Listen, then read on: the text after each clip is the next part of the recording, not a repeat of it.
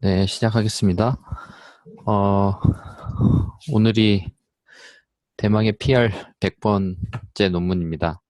어쩌다 보니까 제가 하게 됐는데, 어, 논문 제목은 SEED넷이고요. Automatic Seed Generation with Deep Reinforcement Learning for Robust Interactive Segmentation이라는 논문입니다. 그래서 이번에 CBPR 2018년에 그 서울대 이경무 교수님 그 컴퓨터 비전 연구실의 송광모라는 분이 일저자로 참여한 논문이고요. 음, 일단 오늘 이 논문을 선정하게 된 이유는 제가 지금 그 회사에서 진행하고 있는 프로젝트하고 좀 연관성이 있고요.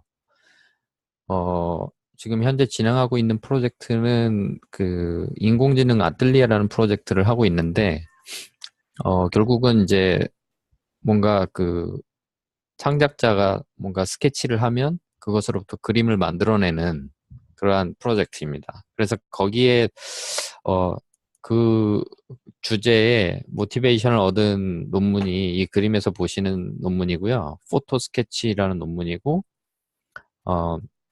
스그래프 아시아 2009년도에 나왔습니다. 그림에서 보시는 것처럼 대략적인 스케치하고 거기에 해당되는 어떤 텍스트를 같이 주게 되면 이것들을 기반으로 가장 이제 그럴듯한 사진을 합성해주는 연구입니다. 어, 그래서 이제 이 그림도 합성이 됐지만 옆에 이제 또 다른 스타일로 또 합성을 한 것도 있고요.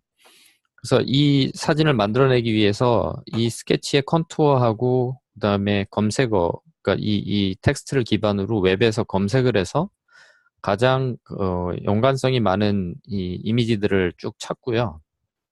그 찾아진 이미지들로부터 각각의 컨텐츠를 익스트랙션 해갖고 합성을 하는 어, 방식입니다. 그래서 저희 쪽에 이제 인공지능 아틀리에라는 프로젝트는 뭐 대략적으로 설명을 드리면 앞쪽은 거의 동일하고요. 그래서 스케치와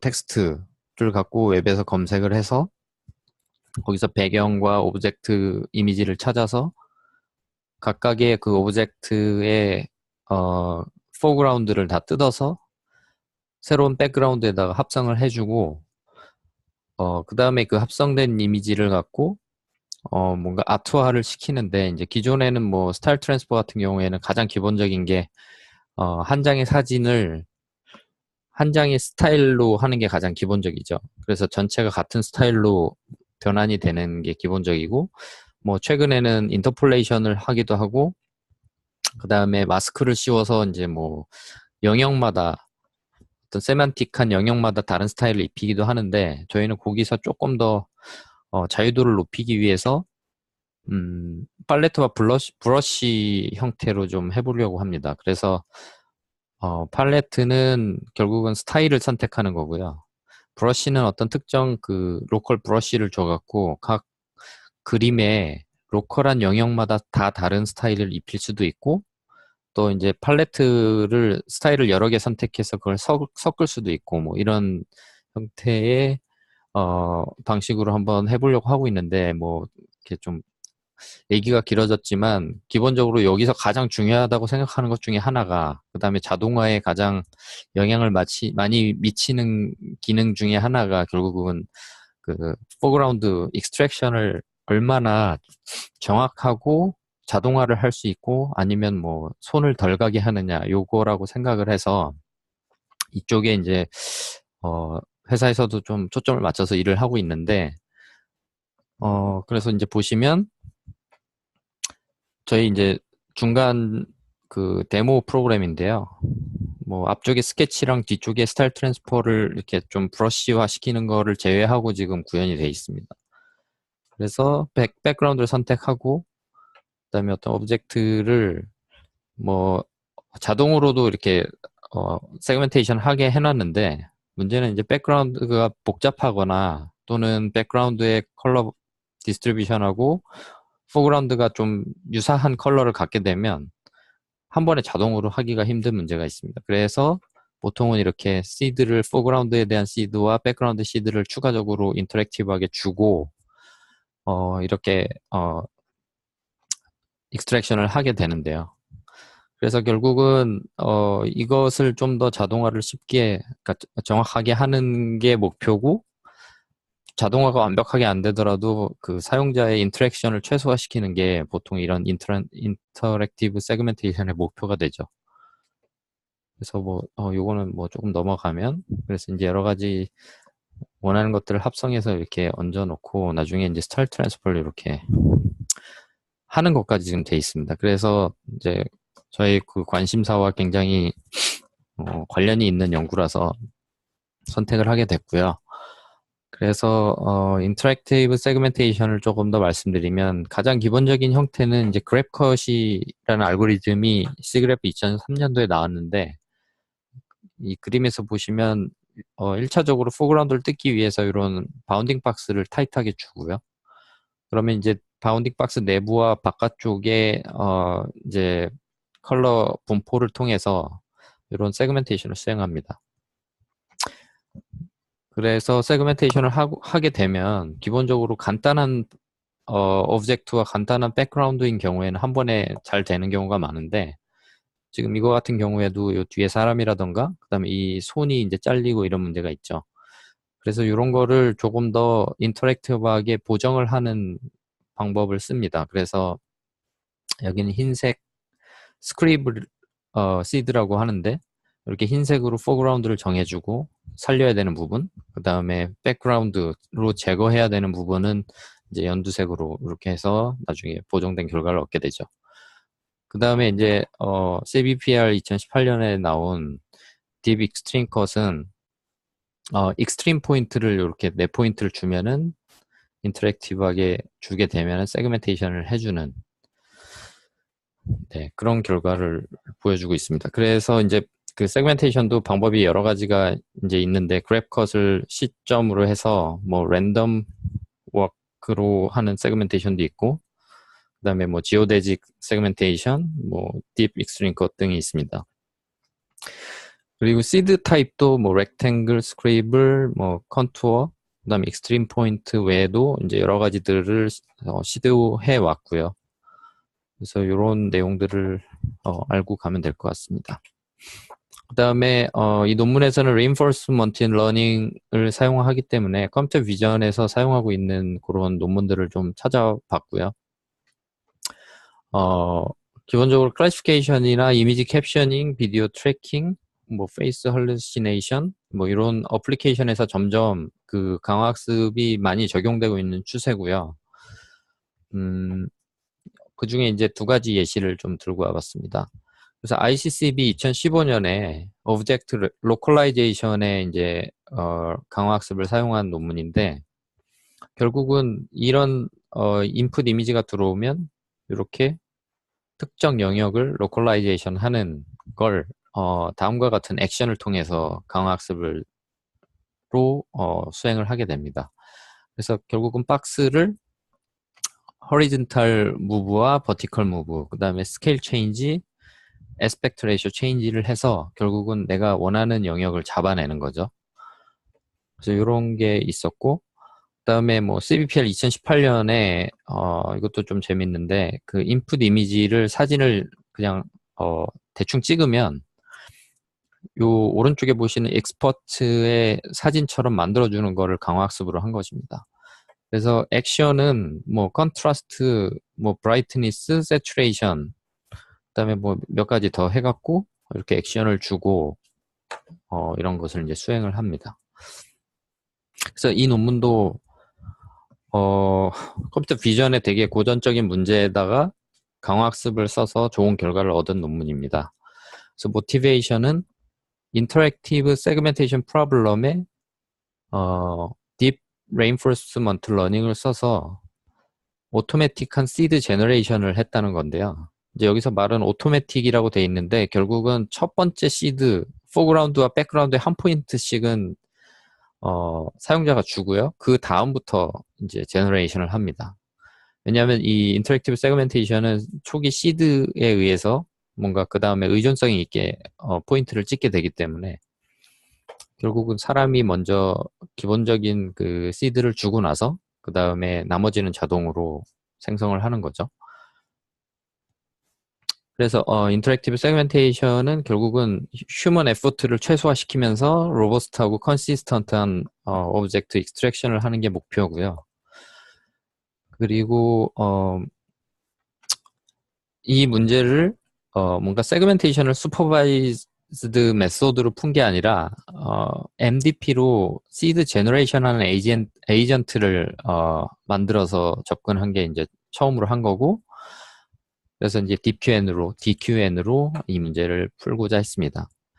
그래서 그림에서 보시면 인풋 이미지가 있고 그라운드 트루스 마스크가 있으면 첫 번째로는 이제 그 사용자가 그 포그라운드 시드 이 녹색이고요. 그거랑 백그라운드 시드 하나씩을 줍니다. 그러면 거기서부터 이제 스텝 1이면 이제 하나 시드가 더 생성이 되고 이 시드들을 기반으로 다시 세그멘테이션을 하고 그때 이제 매 스텝에서 세그멘테이션은 요 RW라는 걸 쓰는데 이게 이제 아까 앞에서 소개해드린 랜덤업 방식이고요. 뭐 이게 그래프컷이 될 수도 있고 여러 가지 다른 방법이 돼도 상관은 없는데 여기서는 디폴트로 그렇게 실험을 했습니다. 그래서 스텝 1부터 쭉 스텝 10까지 시드가 점점 추가되면서 세그멘테이션 결과가 개선이 되는 걸 볼 수가 있습니다. 그래서 이 논문에서 주장하는 컨트리뷰션은 인터랙티브 세그멘테이션 태스크에다 MDP를 처음으로 적용했고 새로운 리워드 펑션을 제안을 했는데 IOU 기반의 그러니까 결국은 그라운드 트루스 마스크와 새로운 시드에 의해서 생성된 세그멘테이션 마스크 간의 IOU를 기반으로 새로운 리워드를 제안을 했습니다. 그리고 슈퍼바이즈 러닝을 쓰지 않고 아래를 쓴 이유에 대해서는 아까 앞에서도 잠깐 언급한 것처럼 사용자 간의 초기 시드도 다 사실은 다르게 찍힐 수가 있고요. 그 다음에 매번 동일한 사람이 찍을 때도 이제 다른 경우가 생기고 그 초기 시드에 따라서 또 다양한 방식으로 계속 시퀀셜하게 시드를 찍어야 되기 때문에 결국은 그 글로벌리 옵티멀 시드라는 게 딱히 존재하지 않습니다. 그래서 그거를 슈퍼바이드 프로블럼으로 푸는 것보다는 이제 RL로 선택을 해서 풀었다고 하고 있습니다. 네. 그래서 지금 이 페이지가 그 논문의 거의 다고요. 일단은 그 시드 제너레이션 하는 에이전트를 그러니까 MDP 프로블럼으로 이제 정의를 해서 그 에이전트를 놓고 스테이트는 결국은 인풋 이미지와 그 다음에 새로운 시드에 의해서 생성된 마스크가 됩니다. 그래서 이 그림에서 보시면 DQN의 입력으로 이 처음에 이제 이니셜 시드가 있으면은 이니셜 시드를 아까 그 RW 세그멘테이션에 돌려서 얻은 마스크와 그다음에 인풋 이미지가 있으면 요 마스크하고 두 개를 컨캣해서 넣어주고요. 요때 시드는 들어가지 않습니다. 그 시드 포인트에 뭔가 의존적인 학습이 되지 않게 하기 위해서 마스크를 넣어주고요. 그렇게 하고 이제 그 액션은 800개 액션이 있는데 그림에서 보신 것처럼 시드를 20개, 20바이 20의 영역으로 그리드로 나누어서 거기에 포지션 400개가 있고요. 그 다음에 레이블이 포그라운드, 백그라운드 하나씩 해서 800개의 액션이 존재하게 됩니다. 그리고 리워드는 이제 이 논문에서 세 가지로 실험을 했고 결국은 뭐 ROR라는 마지막 방법이 제일 좋다고 하는데 각각을 설명드리면 IOU를 그냥 그 세그멘트 된 마스크하고 그라운드 트루스 간의 IOU를 리워드로 택하는 게 하나 있고요. 그 다음에는 이제 디퍼런스인데 뭐냐면 이전 프레임에서의 IOU와 현재의 프레임이 아니죠. 이전 단계에서의 IOU와 현재의 IOU의 차이. 그래서 차이가 클수록 더 리워드가 커지는 형태가 되겠습니다. 그 다음에 그 R 익스포넨셜 IOU, 그러니까 익스포넨셜 리워드를 하나 만들어서 보시면 이제 결국은 IOU가 커질수록 1이 되는데, 대신 이제 좀 더 큰 값에서 더 영향력을 주기 위해서 이제 익스포넨셜 형태로 만든 그 리워드인데, 이거를 그냥 이걸 그대로 쓰는 게 아니고, 어, 그 그라운드 트루스 이미지를 네 개의 영역으로 나눕니다.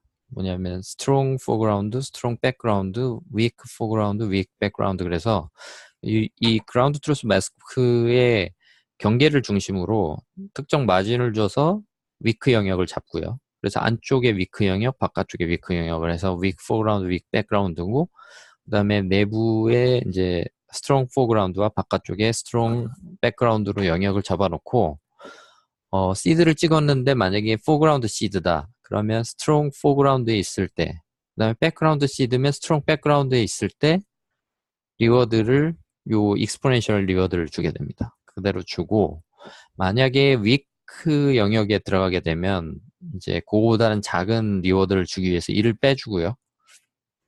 그 다음에 이제 이도 저도 아닌 다른 곳에 이제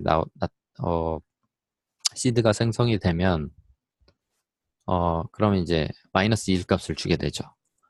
그래서 이런 리워드를 취하고 요 세 가지 리워드에 대해서 뒤에서 실험 결과를 보여줍니다. 그 다음에 이제 세그멘테이션 메소드는 랜덤 워크 방식을 여기서는 뭐 선택해서 하고 있고요.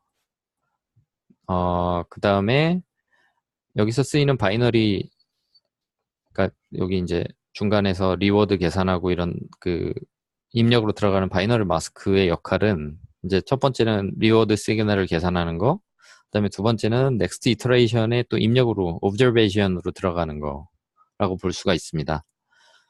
그리고 이 결국은 시드를 찍는 거는 이제 터미네이션을 이 논문에서는 어떤 특별한 특별한 방법은 없고 그냥 10개 포인트까지 찍는다. 그래서 뒤에서 말하는데 이제 실험을 해보니까 평균적으로 한 5.39번 정도의 시드 포인트를 찍었을 때 거의 웬만큼 다 완성이 되더라. 그래서 뭐 사실 특별한 방법을 찾지 못해서 이제 저자한테 제가 물어보긴 했는데 10번으로 정했다고 합니다.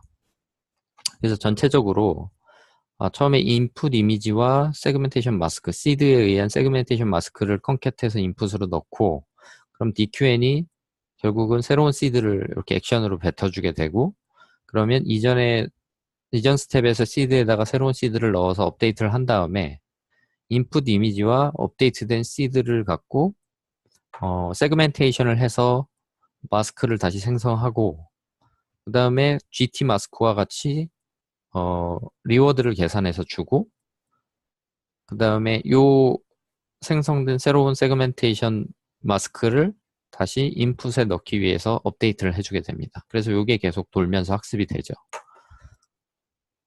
네, 전체적인 내용은 여기까지고요. 그 다음에 이제 실험 결과를 보여드리도록 하겠습니다. 실험은 그 MSRA10K 셀리언시 데이터셋을 썼습니다. 이거는 이제 보통 뭐 세그멘테이션 데이터셋들이 많은데 이 논문에서는 어쨌든 뭔가 세맨틱 세그멘테이션이나 멀티플 세그멘테이션을 다룬 게 아니고 싱글 오브젝트가 있다는 그 가정하에 한 거기 때문에 셀리언시 데이터셋을 썼고요. 그래서 토탈 10,000장의 이미지가 있고 트레이닝에 9,000장, 테스트에 1,000장을 썼습니다. 그리고 이미지 사이즈는 대략적으로 400 x 300 픽셀인데 트레이닝이랑 테스트할 때 인풋 사이즈는 요거의 4분의 1 크기로 했고요. 그 다음에 세그멘테이션은 뭐냐면 중간에 이제 그 새로운 시드가 생성되고 결과를 업데이트하면서 세그멘테이션을 할 텐데 이때 이제 트레이닝 단계에서는 리워드까지 계산을 하고 그러기 때문에 엑셀러레이트를 위해서 그대로 84 x 84로 했고요. 그다음에 시드 사이즈는 3 픽셀로 했습니다. 그런데 테스트 단계에서는 이제 세그멘테이션 할 때는 그러니까 최종 결과를 뽑는 단계니까 거기서는 이제 오리지널 사이즈로 하고 시드 포인트도 그 비례하게 13픽셀, 13픽셀로 해주었다고 합니다. 그다음에 아까 앞에서 말씀드린 것처럼 세츄레이션 될 때까지 시드 개수가 평균적으로 5.39이기 때문에 그냥 10번까지 업데이트를 하고 끝내는 걸로 정했습니다. 그래서 실험 결과를 보시면 이게 이제 결과를 보면은 RW, 그러니까 초기 포인트만 주고 RW 한 번 돌렸을 때 결과하고 비교를 하고 있습니다. 이건 아무래도 당연히 시드를 자동으로 생성을 쭉 한 결과가 더 좋아서 이게 좀 그렇긴 한데, 어쨌든 5번의 실험을 했고, 이게 이제 왜냐면 초기 시드가 랜덤으로 주기 때문에 5번을 해서 평균을 냈고요. 그렇게 해서 이제 요 그림에서 보시면 첫 번째 컬럼이 인풋 이미지고 두 번째가 그라운드 트루스 마스크고요. 그다음에 여기가 결국은 이 RW로 초기 시드 하나 줬을 때의 결과. 그다음에 여기서부터는 스텝 1, 2, 3 해갖고 점점점 시드가 추가되면서 이게 마지막 결과입니다. 10번이 다 됐을 때. 그래서 이 마지막 결과와 이 초기 시드하고 결과 비교한 건데요. 그래서 이제 뭐 60, 그러니까 IOU가 차이가 많이 나죠.